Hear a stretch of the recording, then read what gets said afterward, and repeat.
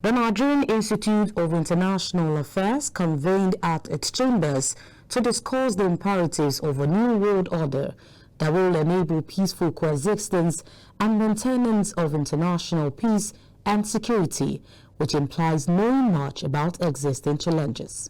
At a seminar, they observed that the so-called Russian-Ukraine war is not between Russia and Ukraine per se, but essentially between Russia and the United States-led NATO allies, as Ukraine is only the manifestation and theater of the war. The profound cause of the war is the conflict between the United States' foreign policy of never accepting any foreign capacity to challenge the supremacy and global leadership of the United States on the one hand, and the implications of the policy for Russia, which vehemently refuses to condone it. The implication of the foreign policy of superiority requires extending the NATO and subject Russia to the whims and caprices of the West.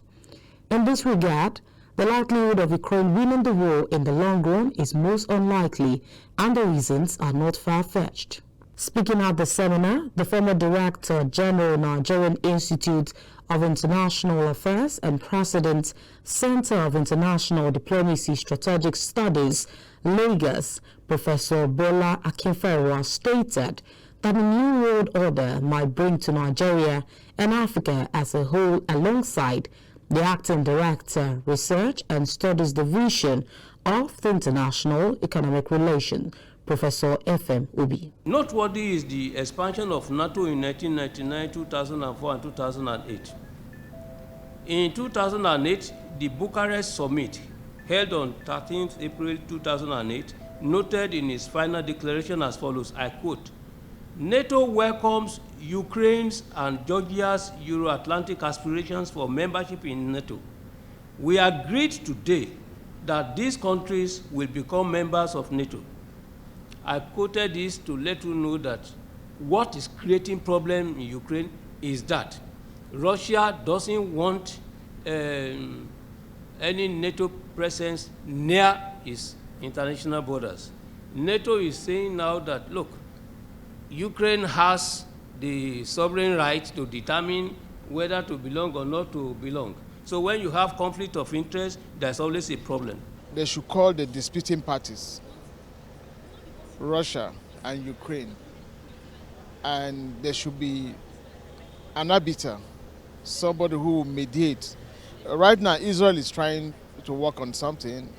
Israel has been visiting Kremlin and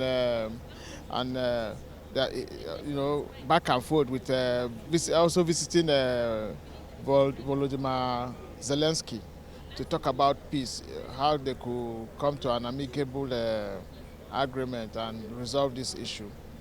But for the Nigerian government, some few weeks ago, I came up with the fact that the government shouldn't side any of the countries. It is better we remain neutral, taking into cognizance well, I don't know how to put it, but our level at the international system, what that means is, if you look at all this while, Nigeria has always played that big brother role within Africa. Nigeria has always been involved in peace mediation, peacekeeping mission.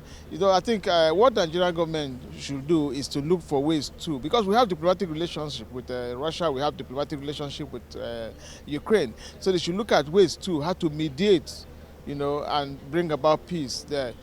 Because what is happening could happen to any other country at the international system. A new Cold War has been given birth to, and a third World War may not be ruled out based on the consideration that an order and counter-order first might amount to an encounter before ending up in a disorder.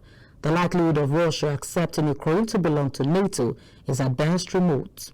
The outcome of the Russian-Ukraine war has the potential to compel NATO and its allies to return to the policy of balancing of power in the quest for global peace and security. Speaking further, other participants at the seminars aired their view on the day. Russia, they have violated the United Nations Charter by invading Ukrainian territory. So there is need for them to have a rethink and, if possible, settle the matter amicably so that it will not be a way of emerging another war, another world war. So that is what we are pleading.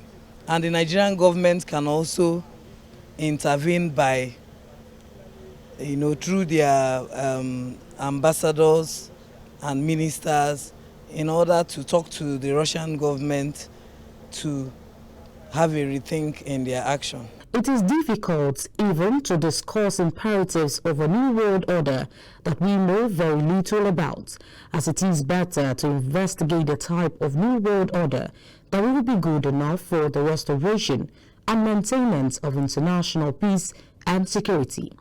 Contrary to Nigeria's advice to Russia to withdraw its troops from Ukraine, an advice to which Russia will not take to Ukraine is most likely to be complete.